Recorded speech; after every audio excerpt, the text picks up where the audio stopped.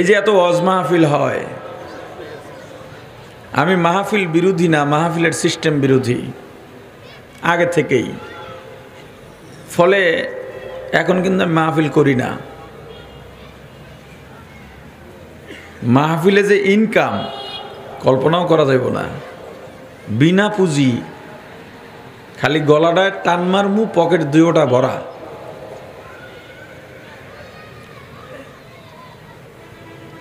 Daily 2টা 3টা 4টা মাহফিল। আর কারো খবর আমি জানি না। আমি যদি ডেলি 3টা মাহফিল করি, নিম্নে 1.5 লাখ টাকা আমার পকেটে পড়ে। শুধু রাতে যেটা করি এটার থেকে 70-80 হাজার টাকা আমাকে দিত।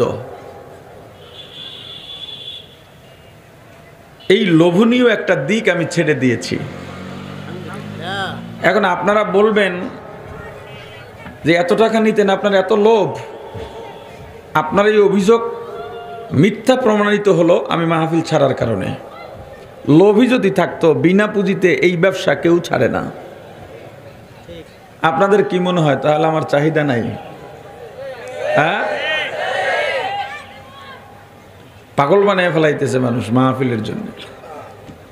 ফেসবুকে আমি অন্য কোনো পোস্ট দিল, সেখানে আইসা লেখে হুজুর আপনি মাহফিলের ময়দানে আসেন। ছাড়ছি যে কম কষ্টে তো ছাড়ি নেই। আমি হিসাব করে দেখছি আমার দ্বারা খেয়ানত হচ্ছে। এই দুনিয়াটা ক্ষণস্থায়ী, পরকালে আমি আল্লাহর কাছে কি জবাব দেব, এর থেকে নিজেকে গুটাইয়ে নিই। এখন মাসে 1-2 লাখ টাকা কামাই করতে আমার কত মানুষের সাথে কথা বলতে হয়, কত মেধা খরচ করতে হয়, কত পরিশ্রম করতে হয়, এটা আপনারা কল্পনাও করতে পারবেন না। আর ওয়াজ করলে কিচ্ছু লাগে না, রাস্তায় দেখতে দেখতে যাবো 2টা ওয়াজ তৈরি হয়ে যায়। রাস্তার বহু ঘটনা দিয়া বক্তারা বহু ওয়াজ করে লায়, অত কষ্ট করা লাগে না। একজন জনপ্রিয় আলোচক, মানুষ জনপ্রিয়তা অর্জনের জন্য কত প্ল্যান করে, পরিচিতির জন্য কত প্ল্যান করে। নতুন বক্তা যারা আসে নিজেরা ইউটিউবারদেরকে ভাড়া করে 5,000 10,000 টাকা দিয়ে আমার ওয়াজটা রেকর্ড করে আর তোমার চ্যানেলে ছেড়ে দিবা। এই জন্যে কেন? একটু পরিচিতি পাওয়ার জন্যে। আল্লাহ আমাকে সেই পরিচিতি, সেই জনপ্রিয়তা আরও আগেই দিয়েছেন, থাকা অবস্থায় ছেড়ে দিয়েছি খেয়ানত মনে করে। কারণ আমি হিসাব করে দেখেছি এই মাহফিল দিয়া দিনের খেদমত তো কিছু হয়, অস্বীকার করার কিছু নাই। তবে বড় একটা ক্ষতি হয়, যেটা অপূরণীয় ক্ষতি। এবং পুরা মাহফিল সিস্টেমটা একদম ব্যবসায় পরিণত হয়ে গেছে। আমরা যারা ওয়াজ আছি আমাদেরকে আল্লাহ হেফাজত করুন, আমরা যেন ওয়াজকে কামাইয়ের মাধ্যম না বানাই। আয়োজক কমিটি যারা আছে এই মাহফিলকে শো অফের জন্য যেন মাহফিল না করে, এটা যেন সির্ফ লিল্লাহে তাআলাই হয়ে যায়, লিদ্দিন মাহফিল করেন তারা। এখন কমিটি কইব ভাই আপনারে আনলাম, কমিটির বেশিরভাগই মানুষ আমার বন্ধু বান্ধব। আজমি ভাইয়ের সাথে আমার পরিচয় এই ঢাকার জীবনে যখন আসছি প্রথম, তখন থেকে। এখন তো দেশে বক্তার অভাব নাই। এই সময় আজমি সাহেব খুব ডিমান্ডেড বক্তা ছিল।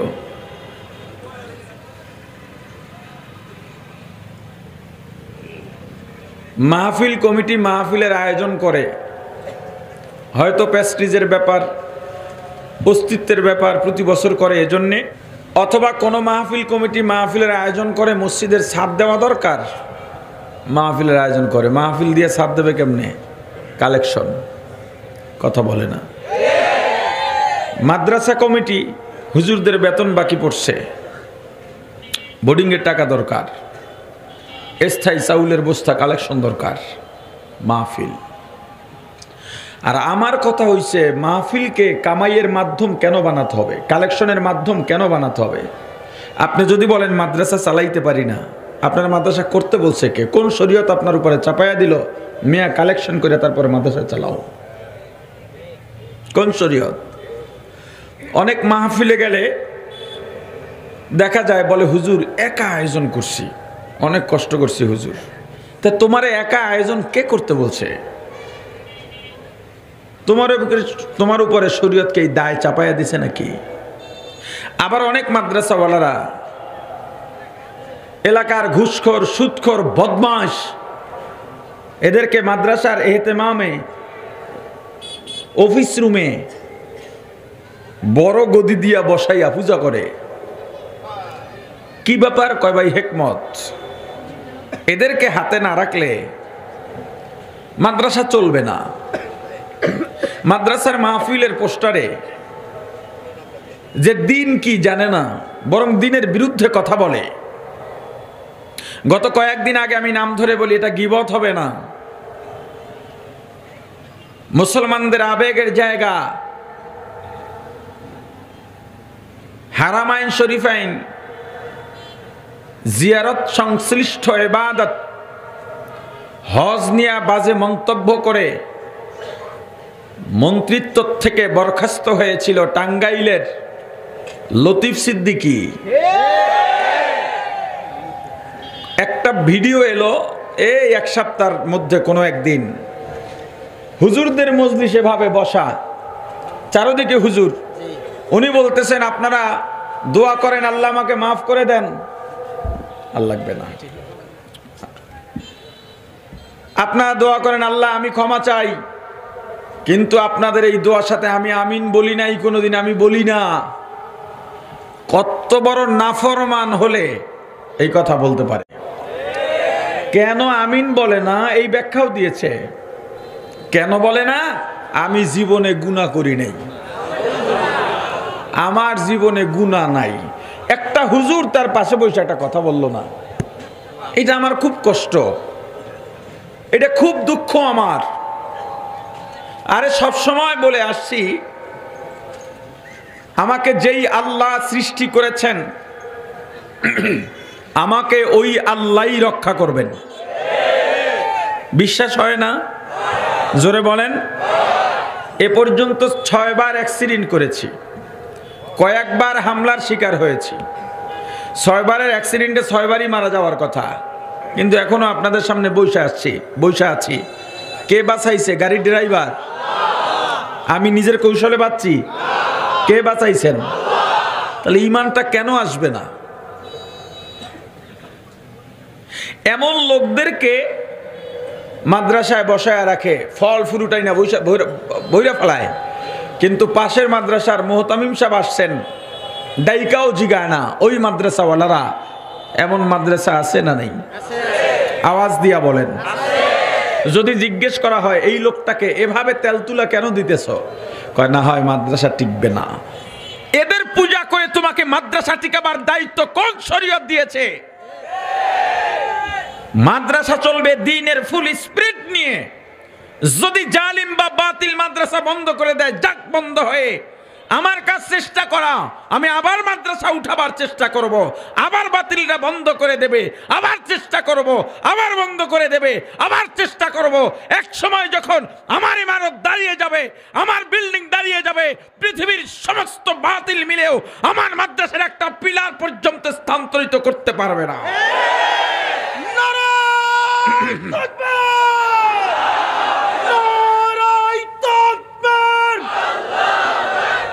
ইসলামের শত্রুরা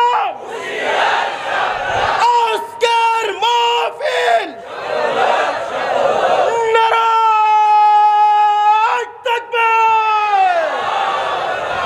তো যে কথা বলতেছিলাম, মাহফিলকে কালেকশনের মাধ্যম না বানানো, এটা দাওয়াতের মঞ্চ, দাওয়াত হবে। কিন্তু মাহফিল কমিটি কি করে? এই মাহফিলকে একটা বিজনেস বানায় নিছে। কিভাবে বিজনেস বানাইছে? আমার কথার সাথে আপনারা মিলাই দেখেন। মাহফিলকে মসজিদের ছাদ দরকার, কমিটি বসে কি করা যায়, সাদ্দিমুখ থেকে একটা মাহফিলের আয়োজন করো। স্টার্টিং কিভাবে হয় সেটা বলতেছি।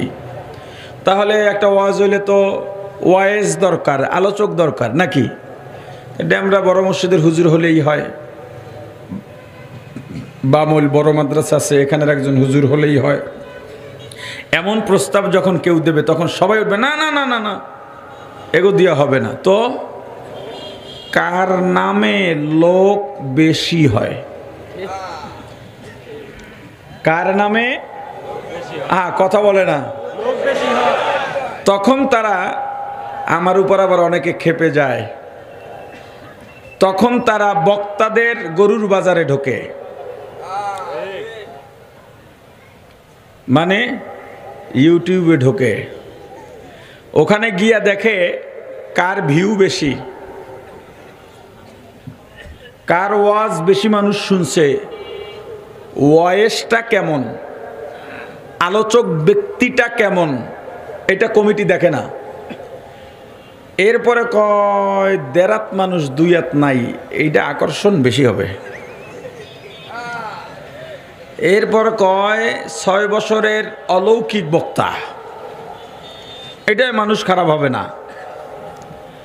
এরপরে মহিলা থেকে পুরুষ হইছে, কথা কয় না, হ্যাঁ।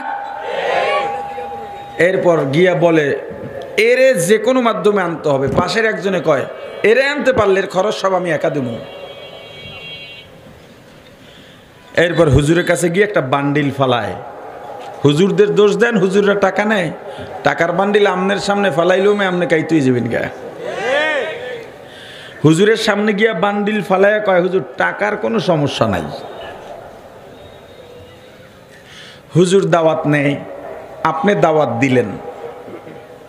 এরপর পোস্টারে হুজুরের নাম দেয় বড় আকারে। কার স্বার্থে? হুজুরের স্বার্থে না কমিটির স্বার্থে? কারণ বড় নাম দেখলে লোক তাড়াতাড়ি দেখবে, মাহফিলে আসবে। এরপরে দোকানে যায় কালেকশন করতে। আপনি দিছেন 10 টাকা, কয় টাকা? হ্যান্ডবিলটা দেখাইয়াই বলে দেখছো কারে আনতেছি, 10 টাকায় হয়। তখন ওই বক্তার নাম দেখা দোকানদার দেয় 100 টাকা। বেশি দিল কত? কথা বলে না, বেশি দিল কত? আগে দিছিল কত? 90 যে বেশি দিল কারে দেখা? নাকি মাহফিল দেখা? নাকি মাহফিল কমিটি দেখা? তখন এই কমিটি ঘুরে আর বলে এরে আনলে কি এই টাকায় হয়? তখন ওই এলাকার মানুষ বলা বলি শুরু করে অমুক হুজুর অনেক টাকা নেয়। হুজুররা যে টাকা নেয় কোন জায়গায় দিয়ে বাইরে হইছে বুঝছেন? যে অমুক হুজুর অনেক টাকা নেয়। হুজুরদের টাকার বদনামের পিছনের অবদানও মাহফিল কমিটির। এরপরে এই আলোচক যদি মাহফিলের আগের দিন বলে আমি আসতে পারবো না, আমি অসুস্থ। মানুষ অসুস্থ থাকতে পারে কি পারে না? একটু সাউন্ডের জন্য টাইনা, আমার গলা ভাঙ্গা, সাউন্ডের জন্য একটু টাইনা না, ওই ব্যবস্থাটা করেন, আর কিছু লাগবে না। যদি বলে আসতে পারবো না, আমি অসুস্থ, বা আমার সন্তান অসুস্থ, বিবি অসুস্থ, মা অসুস্থ, কমিটি কোনোভাবেই মানবে না। তখন তারা বলে হুজুর আপনি যদি না আসেন আসমান ভেঙে পড়বে এখনই। জমিন কাঁপাকাঁপি শুরু হয়েছে, মক্কার জায়গায় মক্কা থাকবে না, মদিনাও শেষ। একটু মোবালাগা দিয়া বললাম আর কি। তারা মূলত বলে কি, তারা বলে হুজুর যদি না আসেন এলাকার থেকে পালান লাগবে, হুজুর যদি না আসেন মাদ্রাসায় তালা দেবে, হুজুর মুখ দেখাইতে পারবো না, এলাকা ছেড়ে পালান লাগবে। কেন বলে? কেন? মাহফিলের আয়োজন যদি দ্বীনি আয়োজন হয়ে থাকে, আমি আসতে পারবো না, আমার জায়গায় আর একজন দ্বীনি আলোচনা করে দেবেন, হয়ে গেল। আপনিও যদি দ্বীনি আলোচনা শুনতে আসেন, একজন আসতে পারে নাই, আর একজন আলোচনা করবে, হয়ে গেল। ওই হুজুর কেন লাগবে? কমিটি এত কঠিন কেন করে? ওই যে আপনারে দেখাইয়া 10 টাকার জায়গায় 90 টাকা আনছে, আপনি যদি ওই বক্তাকে না দেখেন কমিটির গলা চিপে ধরবেন, এই বেটা দিছিলাম 10 টাকা, হুজুর দেখাই আনছো 90 টাকা, হুজুর কই? পুঁজি নিয়ে ঝামেলা হয়, কি নিয়া? কথা বলে না। এই গত কয়েকদিন আগে দেখেছি এক বক্তাকে মাহফিল কমিটি মাইরি দিছে। বাংলাদেশে হাসলেন কেন? বলছি হাসলেন কেন? কে হাসছেন? বাংলাদেশে আমার মনে হয় এটাই ফার্স্ট ঘটনা। আমার আর জানা নাই, হয়তো আর থাকতে পারে। একজন আলেম, সে বেদাতি হোক, কওমি হোক, বেরলভি হোক, যা হয় হোক, যাকে নিছেন দিনের কথা বলার জন্যে, আলেমের গায়ে আপনি হাত দিলেন কোন সভ্যতায়, কোন স্বার্থে, কি কারণে? কি কারণে দিলেন? আপনি তো টাকা দিয়ে নিলেন, আপনি তো চুক্তি করলেন, আপনি তো তাকে পাওয়ার জন্যে লবিং করলেন, বারবার ফোন করলেন, আপনি তো তাকে পাওয়ার জন্যে বড় আকারে নাম দিলেন, মারলেন কেন? কথা বলে না। তা আমি যে ঘটনাটা শুনছি মূলত জানি না, অনেকে লেখে, ওখানের একজন স্থানীয় আলেম আমাকে যেটা জানাইছেন, এই বক্তা সাহেব আর একটা মাহফিল নিয়েছিলেন, চড়া মূল্যের মাহফিল, ওই মাহফিলে যাইতে পারেন নাই। এই মাহফিলে যাওয়ার পর ওই কমিটি এখানে আসছে, বর্তমান কমিটিরও কোনো কারণে ক্ষোভ ছিল, দুই কমিটি মিল্লা এরপরে মাইর দিছে। গেল কমিটির ব্যাপার। বক্তা সাহেব একটা মাহফিলে যাওয়ার জন্যে এইভাবে কেন বলতে হবে স্টেজে ওঠার আগে সব টাকা দিতে হবে, না হয় গাড়ির চাকা ঘুরবে না? আর মিয়া, বাংলাদেশে কুয়াকাটার চাইতে বড় হাদিয়া তো কেউ পায় নাই। আজ পর্যন্ত পারলে একটা রেকর্ড কোথাও দেখাক যে টাকা সব আগে দিবে, না হয় কুয়াকাটার গাড়ি ঘুরবে না, চাক্কা ঘুরবে না। এত কঠোর আপনাদের কেন হতে হবে? কেন আপনি কি কামাইয়ের মাধ্যম বানাচ্ছেন? দিনকে দিনের জায়গায় কেন রাখছেন না? এখন বক্তা সাহেবরা যারা মাহফিলে যায়, এরাও কামাইয়ের মাধ্যম বানায় নিছে মাহফিলকে। প্রমাণ, আমাকে যদি আজমি ভাই কমিটির কোনো একজন ফোন দিয়া বলতো যে মেজবা ভাই মাহফিল আমাদের হচ্ছে না, প্রশাসনিক ঝামেলা অথবা স্থানীয় ঝামেলা বা আবহাওয়া খারাপ কোনো একটা ব্যাপার, একদিন আগে আমাকে ফোন দিয়া বলল, কথার কথা, আমারে আজীবন যদি কেউ কইছে ভাই মাহফিলটা হবে না, আমি খুশি হয়ে যেতাম। তারা স্বেচ্ছায় যেই যাতায়াত খরচ দিয়া যাইতো, আমার সেক্রেটারিকে বলতাম দ্রুত তাদের থেকে নাম্বার নিয়ে টাকাটা পাঠাই দে। কিন্তু যাদের মাহফিল কামাইয়ের মাধ্যম, তাদের আচরণটা হয় কেমন? তারা বলে আপনি একটা সপ্তাহ আগে বলবেন না আমাকে। আমি যদি আপনাকে বলতাম যাইতে পারবো না, তখন তো মানতেন না। এটিও অনেকে ফেসবুকেও লেখে, আবার এর কমেন্ট বক্সে গিয়ে তার ভক্তবৃন্দ লেখে এজন্যই অ্যাডভান্স নেওয়া দরকার। কেন অ্যাডভান্স নিলে কি টাকার ফেরত দেবা না নাকি? অ্যাডভান্স নিলে কি মাহফিল কাটতে পারে না? কাটতেই তো পারে, বাতিল হইতেই তো পারে। অ্যাডভান্সের সঙ্গে এটার যুক্ত কি, সম্পর্ক কি? তো বক্তা সাহেব বলে, কেন বললেন এক সপ্তাহ আগে? আমার দ্বারে কত মানুষ মাহফিল চাইছে, আমি দিতে পারি নাই আপনাদের কারণে। আপনারা ঠিক করেন না, একটা বাটপারি করলেন আমার সাথে। আচ্ছা, বক্তা সাহেব যে বলল এক সপ্তাহ আগে কেন বললেন না, আরো মাহফিল চাইছিল আমার কাছে, তার মনে কোন দুঃখ? ওই এক সপ্তাহ আগের মাহফিলে গেলে 1000 মানুষ, 10,000 মানুষ, 1 লাখ মানুষ দিনের কথা শুনতো। এইটা আমি শুনাইতে পারলাম না আপনারা আগে না জানানোর কারণে। এই যে শুনাইতে পারলাম না দিনের কথা, এই দরদে কমিটিকে এই থ্রেট দিল? কথা কয় না? কেন দিছে? পকেটে মাল পড়তো, এখন পড়বে না। আমি যেই কথাগুলো বলি, আমি কি বোকা? আমি বুঝি না? বক্তারা খেপবে, কমিটি খেপবে, বুঝতেছি না। এরপরও কেন বলি? ওই যে আগেই বলেছি, আমি মাহফিল ছেড়েছি, আমি মনে করতেছি আমার দ্বারা খেয়ানত হচ্ছে। না হয় মাসে 40-50 লাখ টাকা বিনা পুঁজিতে কামাই করা যার সুযোগ আছে, সে মাহফিল কোন কারণে ছাড়তে পারে? একটা কারণ আমাকে আপনারা খুঁজে আমার অফিসে গিয়ে জানাই আসেন যে আপনি এই কারণে মাহফিল ছাড়ছেন। নাকি আমার মাহফিলের লোক হয় না, নাকি আমার নাম কাম নাই, নাকি জনপ্রিয়তা নাই, শুধু একটা কষ্ট থেকে এই মাহফিল ছেড়েছি। ফোন দিয়া বলি, ভাই আমার ছেলেটা অসুস্থ, হাসপাতালে, ছেলের মা বাইরে নামাইয়া ছাইরা দিলে কোন পথ দিয়ে কোন দিকে যায় চেনে না। এরা গায়ের মাহারাম পুরুষের সাথে কথাও বলে নাই কোনো দিন, এমনকি আমার ভাই চাচা মামাদের সাথেও কথা বলে নাই কোনো দিন। তো এরা কিভাবে কি করবে? আমার থাকা দরকার। মাহফিল কমিটির লোক বলে, আপনি কি ডাক্তার মিয়া, ফাইজলামি করেন? এত বড় আয়োজন করছি, তাড়াতাড়ি আইসা পড়েন। এক মাহফিলে আমি অসুস্থ, যাইতে পারবো না। হুজুর মানুষ আমারও কয়, হুজুর অ্যাম্বুলেন্সে শুয়ে শুয়ে আসেন, আবার অ্যাম্বুলেন্সে শুয়ে শুয়ে যাবেন। আমি যদি শুয়ে শুয়ে মাহফিলে যাই, আবার শুয়ে শুয়ে বাড়ি ফিরি, তো মাহফিল যে করবোটা কি? কথা বুঝেন নাই? আচ্ছা, আপনারা যে মাহফিলে আসেন, কেন আসেন? মিথ্যা কথা। এইটারে ভদ্রতার জন্য অসত্য কথা তাও বললাম না, মিথ্যা কথা বললাম, ডাইরেক্ট বললাম।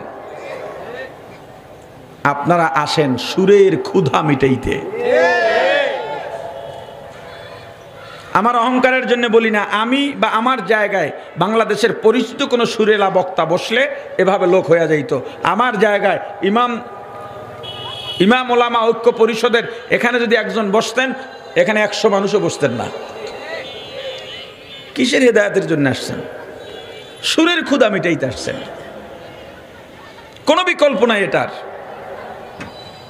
এই যে সিস্টেম মাহফিল, এত বছর ধরে মাহফিল হচ্ছে আপনার এলাকার মসজিদে, আমাকে বলেন গত বছর থেকে বছর পর্যন্ত ফজরের নামাজের জামাতে কয়জন নতুন মুসল্লি পাইছেন?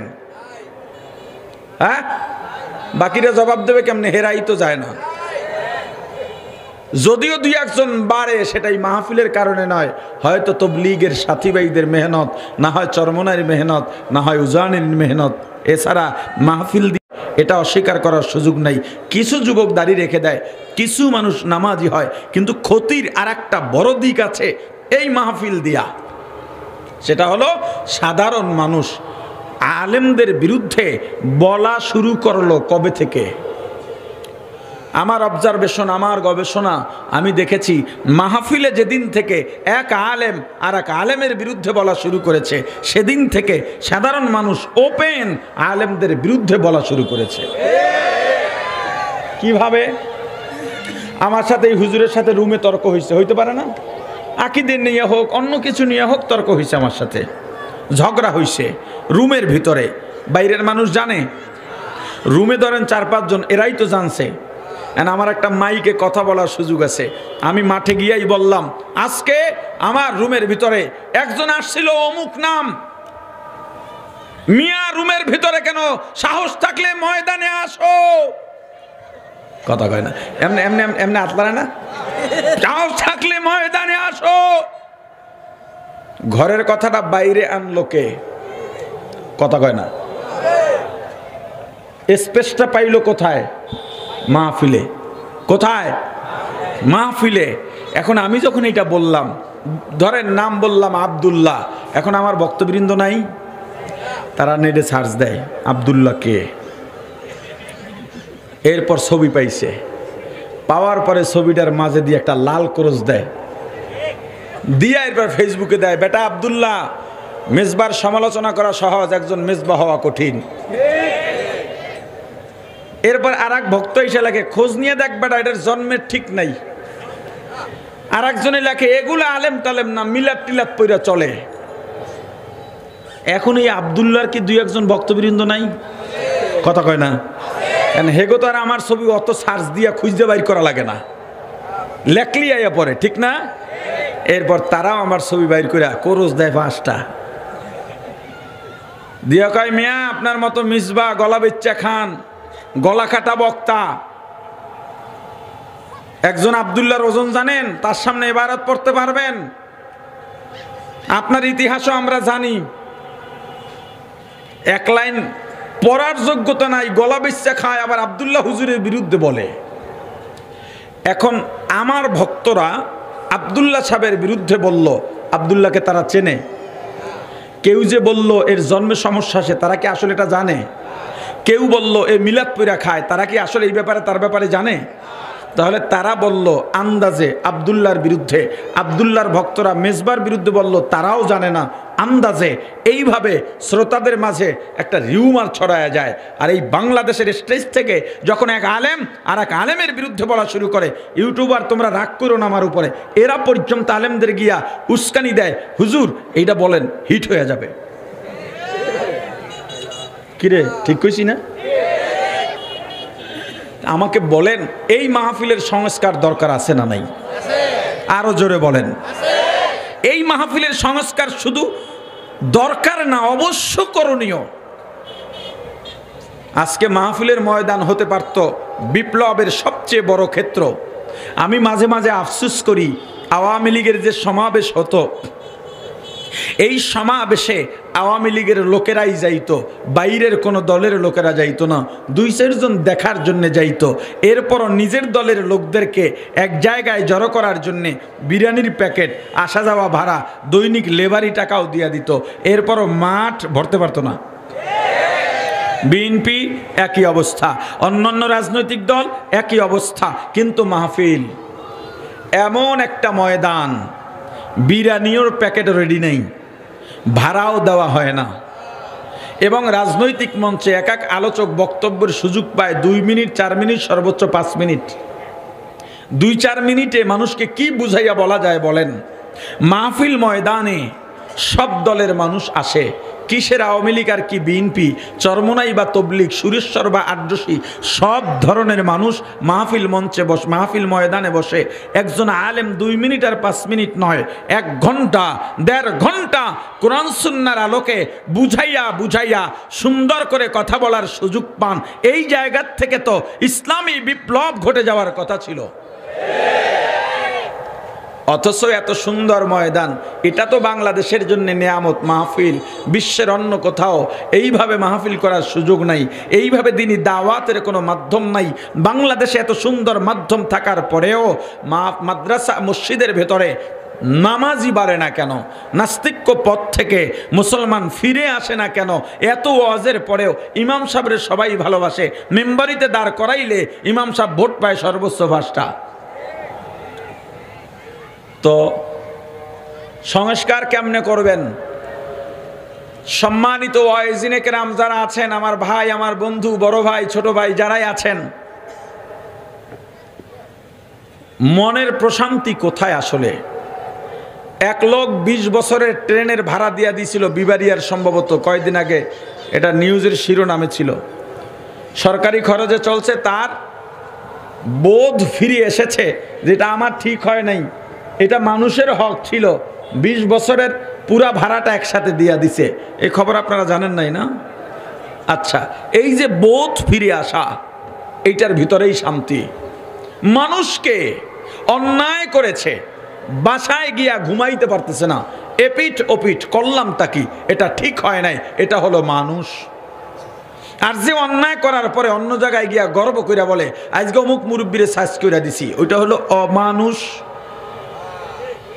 আপনার ভিতরে বোধ ফিরে আসা, আল্লাহর কসম করে বলি আপনাকে, আমি আমার এত কামাইয়ের পথ বন্ধ হয়ে আমি যে পরিশ্রম করে প্ল্যান করে দিন রাত কষ্ট করে মাসে 1 লাখ বা 2 লাখ টাকা কামাই করতে পারতেছি, এইটার ভিতরে আমার এত শান্তি, এটার ভিতরে এত আনন্দ, আপনাকে কিছু দিয়ে আমি বুঝাইতে পারবো না। আমি যেদিন খবর পেয়েছি আমার খামারে হাঁস উঠাইছি, পরিচর্যার পরে যেদিন প্রথম ডিম পারছে হাঁসে, লেবাররা ফোন দিছে, ম্যানেজার ফোন দিছে, স্যার আজকে একটা ডিম পারছে আমাদের ফার্মে, প্রথম ডিম। একটা ডিমের দাম আর কত? প্রথম ডিমটা সাইজও ছোট হয়, 10, 12, 20 টাকা, সর্বোচ্চ 15, 20 টাকা। কিন্তু ওই যে ডিমের সংবাদে যে আনন্দ পাইছি, আমাকে দুনিয়ার চা দাই না দিলেও আমি সেই আনন্দ পাবো না। আমাকে আপনি মাহফিল থেকে 10 লাখ টাকা দিলেও সেই আনন্দ পাবো না। ওয়াইজিনে কেরাম, আপনাদের প্রতি আমার নিবেদন, মাহফিলকে কামাইয়ের মাধ্যম বানাইয়েন না, মাহফিলকে কামাইয়ের মাধ্যম বানাইয়েন না। আমাকে বলবেন আপনিও তো এক সময় কামাই করছেন, আমি কোনো জবাব দিলাম না, এ জবাব আমার কাছে আছে, আমি কামাই করি না, তবু মাইনে নিলাম আমি কামাই করছি, কিন্তু আমি তওবা করে লাইছি। আমি বাহাজে গেলাম না, আমি মাইনা নিলাম, কিন্তু আমি তওবা করে ফেলাইছি যে না, এটা ঠিক না, এটা আমার দ্বারা খেয়ানত, আমি এটাকে পেশা বানায় নিছি, এটা হইতেই পারে না। আমি সমাজকে সময় দেব, আমি আমার এলাকাকে সময় দেব, স্ত্রী সন্তান আত্মীয় স্বজনের হক আছে, তাদেরকে সময় দেব। মাহফিল করেন স্রেফ দ্বীনের জন্যে, আয়োজক কমিটি আপনারা মাহফিল করেন দিন প্রচারের জন্যে। শ্রোতা ভাইয়েরা, আপনারা সুরকে কেন্দ্র কইরা মাহফিলে যায়েন না। ওলামাই কেরামের প্রতি আহ্বান, আপনারা এলাকার মানুষকে বুঝাইতে সক্ষম হন। এক এলাকায়, এক গ্রামে একটা আয়োজন হবে, সব ঘরে ঘরে গিয়া প্রত্যেকটা পুরুষকে দাওয়াত দিতে হবে এবং তাদেরকে তালিমে আসতে বাধ্য করতে হবে। বাধ্য করা জায়েজ নাই, প্রাথমিক পর্যায়ে শিক্ষার নিয়তে বাধ্য করা জায়েজ আছে। তাদেরকে ডেকে ওই তালিমে বসান। মহিলারা আসবে না, মহিলাদের জন্যে স্পেশাল তালিম হবে, পুরুষ সব আসবে। ওই এলাকার হুজুর দিয়া, মুরব্বি দিয়া বয়ান করান, সুর হোক বেসুরা হোক, বয়ান করান, পাবলিককে বুঝাইতে সক্ষম হন। এইটাই ওয়াজ, এইটাই দ্বীনের তালিম, সুর কোনো বিষয় না। এরপরে যদি কেউ সুর হয় আলহামদুলিল্লাহ, সুর না হইলে কোনো সমস্যা নাই। আমি কথা বুঝাইতে পারিনি, কথা কয় না। হ্যাঁ, কি ঠিক কি ঠিক বুঝাইতে পারছি? জোরে কন আলহামদুলিল্লাহ বলেন, আরো জোরে। আলহামদুলিল্লাহ বললে জান্নাতের দরজা খুলে যায়। আসতে হইলে না, আরো জোরে বলেন মাশাআল্লাহ মাশাআল্লাহ। ওয়াজ মাহফিলে এলাকার ইমাম সাহেবরে বসাইয়া দেয় জহুরের পরে মাইকলার সামনে, আসরের পরে বসাইয়া দেয় আরো দুইজন বুড়া ইয়া বসে, আর কতটি পোলাপান গ্যাঞ্জাম করে সামনে, হেডির সামনে। এলাকার আলেমদেরকে এভাবে আর ছোট করবেন না। আপনার এলাকার আলেম দিয়েই মাহফিলের আয়োজন করেন, কুয়াকাটা দিয়া লাখ টাকা দিয়া ভাড়া কইরা কোনো হুজুর আনার দরকার নাই। আপনার এলাকার আলেমদেরকে আপনি মূল্যায়ন করেন, আপনার মসজিদের ইমামকে মূল্যায়ন করেন। এই যে মসজিদে আমি আইসা বসছি, মসজিদ কমিটি আগেই ক্ষমা চাই না আপনাদের কাছে। এই যে রুমটা দিলেন হুজুরকে, এখানে মুয়াজ্জিন থাকে না ইমাম থাকে আমি জানি না, আমি তাদেরকে চিনিও না, তারা আমাকে বলেও নাই। আমি এই কথা বলার পর আবার ইমাম মুয়াজ্জিনের উপরে হুলিয়া জারি করেন না, কত পাপ কামাইবেন হুজুরদের বিরুদ্ধে আপনি পদক্ষেপ নিয়া। এই যে রুমটায় বসলাম, এই সভাপতিরে এক সপ্তাহ এই জায়গায় বাইন্ধে রাখেন ভিতরে, উনি এই জায়গায় ঘুমাইবে, এই জায়গায় খাইবে। এই রুমে থাকার কোনো পরিবেশ আছে কিনা উনি আগে নিজে বুঝুক। কি এগুলো? আলেমদের সম্মান এভাবে কেন হবে? এইভাবে কেন অপমানিত করতে হবে? আলেমকে এই সমাজের জন্য বোঝা নাকি? ইমাম সাহেবের কাছে গিয়া কয়, হুজুর আমার ছেলের জন্য দোয়া করেন, মাস্টার্স কমপ্লিট। কয় কি দোয়া করতাম? কয় একটা ভালো চাকরি যেন পায়। এর এক সপ্তাহ আগে এই যে দুইজন উঠে যাইতেছে, কি সুর পায় না এজন্যে? হ্যাঁ, কেউ সুর না দিলে সমস্যা আছে? কন কন জোরে কন মাশাআল্লাহ। এরপর যদি হইয়া যায় আলহামদুলিল্লাহ, না হইলে কোনো প্রবলেম আছে? সুর মুখ্য বিষয় না দিন? জোরে বলেন। ওটা হলো অপশনাল, সুর অতিরিক্ত বিষয়, হইলে ভালো, না হইলে কোনো সমস্যা নাই। আমি আপনাকে বয়ান করে জান্নাতে পৌঁছাইয়া দিতে আসি নাই, স্পষ্ট করে বলি। আপনাকে মুসলমান বানাইয়া দিতে আসি নাই, আপনাকে মুমিন বানাইয়া দিতে আসি নাই। আমি আসছি